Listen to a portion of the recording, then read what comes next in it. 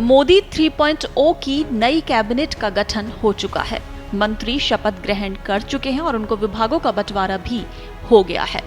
ऐसे में जेपी नड्डा के केंद्रीय मंत्रिमंडल में जाने के बाद ये बात साफ हो गई है कि अब किसी नए चेहरे को बीजेपी की कमान दी जाएगी। तो बीजेपी के नए राष्ट्रीय अध्यक्ष की खोज अब तेज हो चुकी है। इस वक्त बीजेपी अध्यक्ष की रेस में कई ऐसे नाम चल रहे हैं जो काफी ज्यादा हैरानी भरे भी लगते हैं, जबकि कुछ नामों को लेकर कहा जा रहा है कि उन्हें पार्टी की कमान सौंपी जा सकती है। तो इस वीडियो में आपको बताते हैं कि किन चेहरों की सबसे ज्यादा चर्चा हो रही है राष्ट्रीय अध्यक्ष पद के लिए। तो ऐसे में जो नाम सबसे पहले सामने आ रहा है वो है हमीरपुर से सांसद अनुराग ठाकुर का। हमीरपुर लोकसभा सीट से 5 बार के सांसद अनुराग ठाकुर को इस बार मोदी मंत्रिमंडल में जगह नहीं दी गई। इस वजह से भी उनको पार्टी का राष्ट्रीय अध्यक्ष बनाए जाने के दावों को बल मिलता है। पार्टी के अंदर अनुराग ठाकुर के अनुभव की अगर बात करें तो यूथ बीजेपी के अध्यक्ष के रूप में काम कर चुके हैं। अनुराग ठाकुर 2019 के जनवरी महीने में सांसद रत्न पुरस्कार से सम्मानित किए जाने वाले भारतीय जनता पार्टी के पहले सांसद बने थे। अगर बीजेपी अनुराग ठाकुर को राष्ट्रीय अध्यक्ष के रूप में चुनती है तो इसका मतलब ये होगा कि हिमाचल प्रदेश के 2 नेताओं को शीर्ष स्थान दिया जाए, यानी पहले जेपी नड्डा है। इधर बीजेपी के राष्ट्रीय अध्यक्ष के रूप में एक और नाम जो चर्चा में है वो है विनोद तावड़े का।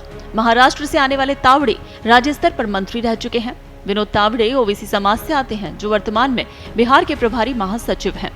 इस लोकसभा चुनाव में पार्टी ने उन्हें कई जिम्मेदारियां सौंपी थी, जिसका नतीजा ये निकला कि बीजेपी बिहार में अच्छा प्रदर्शन करने में कामयाब रही।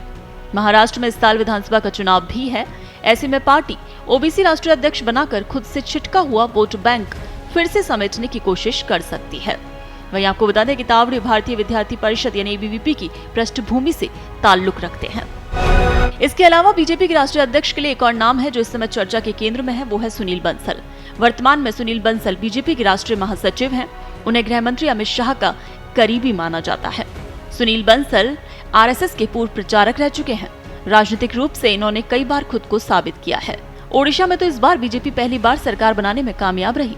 तो वहीं पिछले साल तेलंगाना में हुए विधानसभा चुनाव बीजेपी के वोट शेयर में बढ़ोतरी दर्ज की गई थी।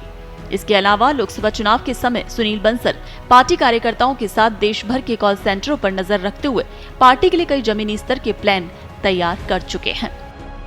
इसके बाद जो नाम रेस में है वो है बीएल संतोष, जो कि वर्तमान में बीजेपी के महासचिव हैं। वो आरएसएस के बड़े प्रचारक भी रह चुके हैं। कुछ लोगों का मानना है कि बीएल संतोष बीजेपी के राष्ट्रीय अध्यक्ष के रूप में बेहतर विकल्प हो सकते हैं, लेकिन उनके लिए पद पाना काफी चुनौतीपूर्ण हो सकता है। ऐसा इसलिए क्योंकि 2023 में कर्नाटक विधानसभा चुनाव में जो बीजेपी को हार का सामना करना पड़ा था, उसके लिए राज्य बीजेपी का एक बड़ा वर्ग बीएल संतोष को दोषी मानता है। बीजेपी के राष्ट्रीय अध्यक्ष की रेस में एक और दावेदार राजस्थान से ओम प्रकाश माथुर हैं। उनके राजनीतिक कद का अंदाजा इस बात से लगाया जा सकता है कि उन्हें प्रधानमंत्री नरेंद्र मोदी का बायां हाथ माना जाता है। छत्तीसगढ़ में हुए विधानसभा चुनाव के लिए पार्टी ने उन्हें राज्य का प्रभारी बनाकर भेजा था। उस चुनाव में बीजेपी ने बहुमत के साथ सरकार बनाई थी। 2017 के उत्तर प्रदेश विधानसभा चुनाव में ओम माथुर ने सुनील बंसल के साथ मिलकर राज्य में बीजेपी की जीत की पटकथा लिखी। ऐसे में कहा जाता है कि जब नरेंद्र मोदी गुजरात के मुख्यमंत्री थे, तब से ही वो ओम माथुर के संगठन के तौर पर काम करने के कायल रहे हैं। आखिरी नाम जो चर्चाओं में है वो है दक्षिण के राज्य तेलंगाना के पूर्व बीजेपी अध्यक्ष के लक्ष्मण। ये राष्ट्रीय अध्यक्ष के दौर में बने हुए हैं। फिलहाल वो बीजेपी के ओबीसी मोर्चा प्रमुख के पद पर हैं। ऐसे में बीजेपी उन्हें राष्ट्रीय अध्यक्ष बनाकर दक्षिण के राज्यों में ओबीसी वोट बैंक को साध सकती है। आंध्र प्रदेश में इस बार बीजेपी गठबंधन की सरकार में सहयोगी है। ऐसे में अब पार्टी की नजर तेलंगाना पर भी होगी। के लक्ष्मण की पहचान यहाँ है कि वो शांत और आक्रामक दोनों तरीके से पार्टी का प्रचार प्रसार कर सकते हैं। हालांकि तेलंगाना के बाहर उन्हें कोई नहीं जानता जो उनकी संभावित उम्मीदवारी के खिलाफ जाता है।